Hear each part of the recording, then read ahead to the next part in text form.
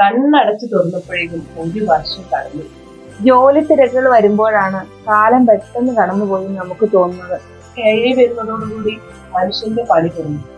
ഇനി വരാൻ പോകുന്ന റോബോട്ടുകളുടെ കാലമാണല്ലോ.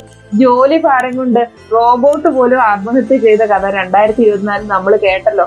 2024 പുതിയ കണ്ടുപിടുത്തങ്ങൾ ഒരുപാട് നടത്തിയിട്ടുണ്ടല്ലോ. മാറാ രോഗങ്ങൾക്ക് മരുന്ന് കണ്ടുപിടിച്ചു എന്ന് പറയുമ്പോഴും പുതിയ പുതിയ രോഗങ്ങൾ അരങ്ങു വാഴുന്നുമുണ്ടല്ലോ.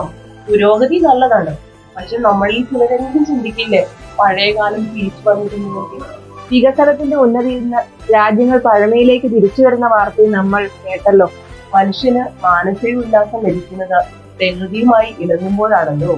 അതുകൊണ്ടാണല്ലോ അവധിക്കാലം വരുമ്പോൾ ആളുകൾ പ്രകൃതി രമണീയമായ സ്ഥലത്തേക്ക് യാത്ര പോകുന്നത്.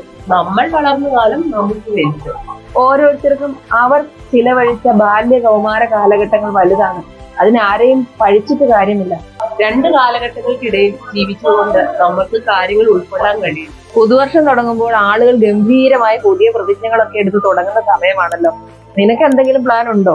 പാലിക്കാൻ പറ്റുമെന്ന് ഉറപ്പില്ലാത്തതിനാൽ ഞാൻ അങ്ങനത്തെ പ്രതിജ്ഞകളൊന്നും എടുക്കാറില്ല. പണ്ട് കുട്ടിക്കാലത്തൊക്കെ ഞാൻ ഗംഭീര പ്രതിജ്ഞകൾ എടുക്കുമായിരുന്നു. ഓർക്കുന്നില്ലേ നമ്മുടെ കുട്ടിക്കാലത്തൊക്കെ SSLCക്ക് റാങ്ക് ഉള്ള കാലം? അന്ന് പത്രത്തില് റിസൾട്ട് വരുമ്പോൾ കുട്ടികളുടെ ചിരിക്കുന്ന മുഖം വരും. ഒരിക്കൽ വല്യേട്ടൻ ആ പത്രം എടുത്ത് കാണിച്ചിട്ട് എന്നോട് കണ്ടുപിടിക്കുമെന്ന് പറഞ്ഞു. ആ ജനുവരിയിൽ ഞാനൊരു ഗംഭീര പ്രതിജ്ഞ ചെയ്തു, SSLCക്ക് റാങ്ക് വാങ്ങുമെന്ന്.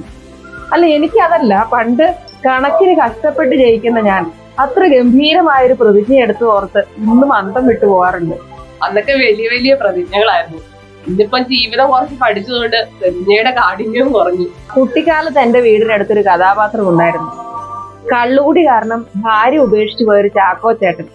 അദ്ദേഹത്തിന് പിന്നീട് ആകെ ഉണ്ടായിരുന്നത് ഒരു പുള്ളിപ്പശുവായിരുന്നു. അദ്ദേഹം തന്റെ സങ്കടങ്ങളും സന്തോഷങ്ങളും എല്ലാം പങ്കുവച്ചിരുന്നത് പശുവിനടുത്തായിരുന്നു. കള്ളു കുടിച്ചുവെന്ന് പശുവിനോട് അദ്ദേഹം തീരാതെ സംസാരിക്കുമായിരുന്നു. അദ്ദേഹം ഓരോ ഡിസംബർ 31-നും നാളെ മുതൽ കള്ളുകൂടി നിർത്തുമെന്ന പ്രതിജ്ഞ ചെയ്യും. ഏകദേശം ഒരാഴ്ചയൊക്കെ അദ്ദേഹം പിടിച്ചു നിൽക്കും. പിന്നീട് ആ പ്രതിജ്ഞ തെറ്റിക്കും. പ്രതിജ്ഞ എടുക്കാമെന്നും തെറ്റിക്കാമെന്നും കുട്ടിക്കാലത്ത് ഞാൻ പഠിച്ചത് ചാക്കോ ചേട്ടനിൽ നിന്നാണ്. നടക്കാത്ത ഇത്തരം പ്രതിജ്ഞകൾ നമ്മൾ എല്ലാ വർഷവും കേൾക്കാറുണ്ടല്ലോ. പ്രതിജ്ഞ പാലിക്കുന്നതിനേക്കാൾ കൂടുതൽ അങ്ങനെ ഒരു പ്രതിജ്ഞ എടുക്കുമ്പോൾ നമുക്ക് മാറ്റങ്ങൾ വരാനുണ്ട് എന്നൊരു തോന്നൽ മനസ്സിലുണ്ടാവും. ജീവിതത്തെ കുറച്ചുകൂടി മെച്ചപ്പെടുത്താൻ അത് സഹായിക്കുമെന്ന് എനിക്ക് തോന്നുന്നു. നാട് ഒരുപാട് വികസിക്കുമ്പോഴും ഒരു സങ്കടം ബാക്കി നിൽക്കുന്നു. യുവജനങ്ങളൊക്കെ നാട് വിട്ടു പോവുകയും വീടുകളിൽ വൃദ്ധന്മാർ ശേഷിക്കുകയും ചെയ്യുന്നു.